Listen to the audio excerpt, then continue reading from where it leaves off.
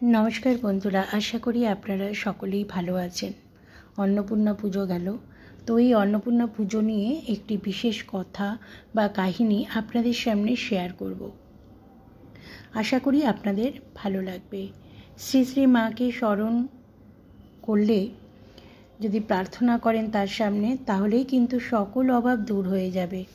कारण श्री श्री माँ हलेन साक्षात अन्नपूर्णा। এই বিষয়ে একটি সুন্দর কাহিনী আছে যেটি আপনাদের সামনে শেয়ার করব, আর আশা করি আপনাদের সেটি ভালো লাগবে। তো চলুন সেই কাহিনীটি শুরু করা যাক। অন্নপূর্ণে সদাপূর্ণে শঙ্কর প্রাণবল্লভে জ্ঞান বিজ্ঞান সিদ্ধার্থং ভিক্ষাং দেহি মে পার্বতী। একদিন এক ব্যক্তি মায়ের দর্শনে উপস্থিত হলেন। কথাবার্তায় মনে হলো লোকটি বিকৃত মস্তিষ্ক। তিনি বলেন, মাতা ঠাকুরানী অন্নপূর্ণা, তার কাছে সবই আছে, ইচ্ছে করলেই সব দিতে পারেন। ক্রমান্বয়ে 3 দিন তিনি যাতায়াত করলেন, কিন্তু সেবকগণ তাকে মায়ের কাছে সাক্ষাৎ করতে দিলেন না। অবশেষে তিনি নিরুপায় হয়ে মায়ের বাসস্থানের সামনে যে রাস্তা সেখানে পদচারণ করতে লাগলেন এবং স্পষ্ট ভাষায় জানিয়ে দিলেন মায়ের সহিত একবার সাক্ষাৎ না করে তিনি কিছুতেই যাবেন না, কিন্তু একটিবার মায়ের দর্শন পেলে তিনি এই স্থানে আর আসবেন না। মা হলেন দেবী, দেবীর দর্শন একবার পেলেই যথেষ্ট। একদিন মা গঙ্গা স্নানে বের হয়েছেন। অকস্মাৎ সেই ব্যক্তি ছুটে আসেন মায়ের কাছে এবং মায়ের চরণ যুগল জড়িয়ে ধরল। মাগো, তুমি অন্নপূর্ণা, মহেশ্বরের ভিক্ষার ঝুলি পূর্ণ করে দিয়েছ তুমি। আমি কাঙ্গাল, আমায় তুমি পূর্ণ করে দাও মা। এই বলে সেই ব্যক্তিটি বৈদিক একটি মন্ত্র উচ্চারণ করতে লাগলো। মাতৃহৃদয়ে করুণার উদয় হলো। তার মস্তকে জপ করে মা বললেন, বাবা এবার ওঠ, তোর সব কিছু হয়ে গেছে, এখন তুই যেখানে যাবি জয়ী হবি, কোনো ভাবনা নেই। তার মনস্কামনা পূর্ণ হয়েছে। অন্নপূর্ণা মাতার চরণে ভুল লণ্ঠিত প্রণাম করে তিনি চলে গেলেন। সেই যে গেলেন, আর তাকে কোনো দিন দেখা যায়নি। জয়রামবাটিতে দেখা যেত সব পুরুষ ভক্তকে খাইয়ে পরে স্ত্রী ভক্তদের নিয়ে মা নিশ্চিন্তে আহার করতে বসতেন। দৈবাৎ কোনো কাজের জন্য কোনো ছেলে বাইরে গেলে সে না ফেরা পর্যন্ত যত বেলাই হোক না কেন মা অপেক্ষা করতেন। রাস্তার দিকে চেয়ে থাকতেন, এগিয়ে গিয়ে দাঁড়াতেন, বাছা এত বেলা পর্যন্ত খাইনি, খিদে কষ্ট পাচ্ছে। কি আশ্চর্য তীক্ষ্ণ দৃষ্টি ছিল মায়ের, ভেবে অবাক হয়ে যেতে হয়। জয়রামবাটিতে বিভিন্ন স্থানের ভক্ত সমাগত হলে মা রাধুনী মাসিকে ঠিক বলে দিতেন কে কি খাবে, কতটা খাবে, এমনকি রুটির সংখ্যা পর্যন্ত।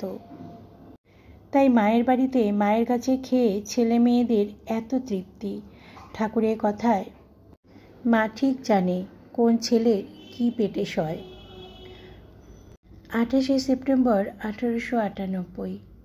মহেন্দ্রনাথ গুপ্ত তখন পূর্ণ দমে কথামৃত রচনা করছেন।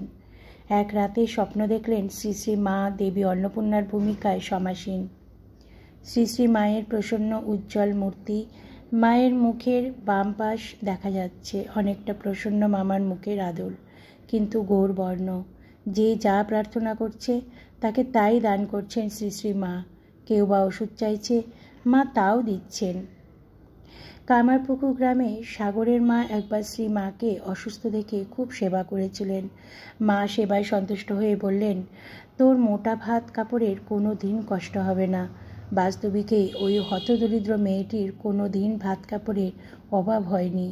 জয়রামবাটিতে একবার অনাবৃষ্টির জন্য সব শস্য জলে যেতে আরম্ভ করে। নিরুপায় চাষিরা শ্রী শ্রী মায়ের কাছে কাতর আরতি জানায়, এবার মা আমাদের ছেলেপুলের বাঁচার আশা নেই,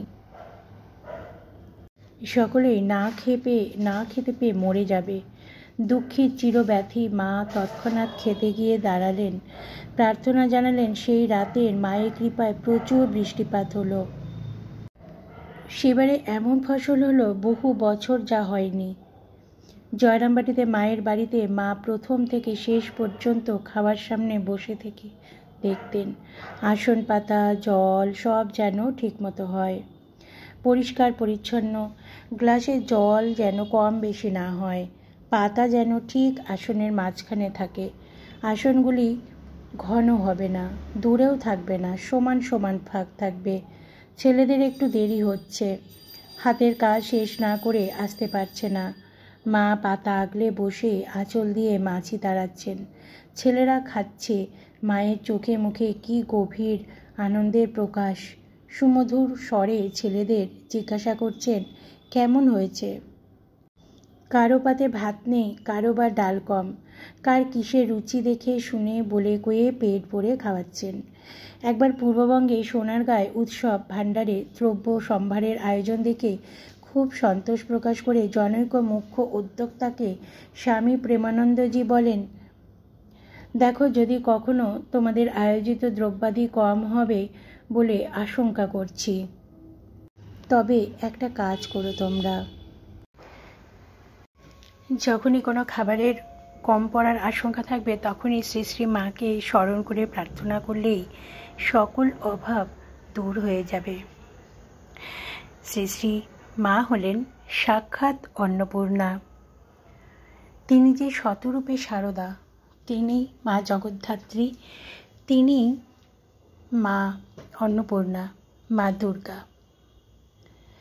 তো বন্ধুরা, ভিডিওটি আপনাদের কেমন লাগলো অবশ্যই আমাকে একটা কমেন্ট করে জানাবেন, আর ভিডিওটি সবার মধ্যে শেয়ার করে দেবেন, তাহলে সকলেই জানতে পারবে এমন একটি কাহিনী, যে কাহিনীটা শুনলে সবারই ভালো লাগবে। জয় মা শারদা।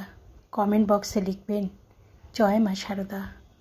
সবাই ভালো থাকুন, সুস্থ থাকুন, আর ভিডিওটি খুব ভালো করে শুনুন, দেখবেন আপনাদের ভালো লাগবে। কেননা আমরা এরম ধরনের কাহিনী শুনতে ভীষণই ভালোবাসি, বিশেষ করে আমি খুবই ভালোবাসি। তাই যখনই এরম একটা কাহিনী আমি পড়লাম তখনই আপনাদের সাথে শেয়ার করে দিলাম। সবাই ভালো থাকুন, সুস্থ থাকুন।